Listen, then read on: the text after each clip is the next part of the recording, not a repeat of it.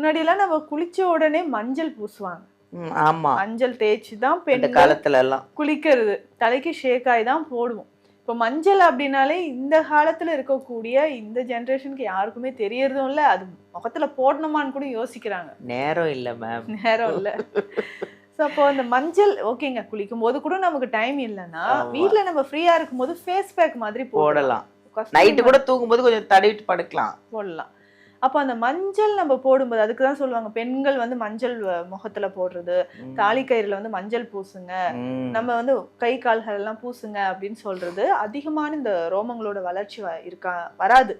இன்னொன்னு இந்த கேன்சர் மாதிரியான பிரச்சனைகள் வராம இருக்கிறதுக்கு, பிரஸ்ட் கேன்சர்லாம் வராம இருக்கிறதுக்கு தான் மஞ்சள் எல்லாமே பூச சொன்னாங்க.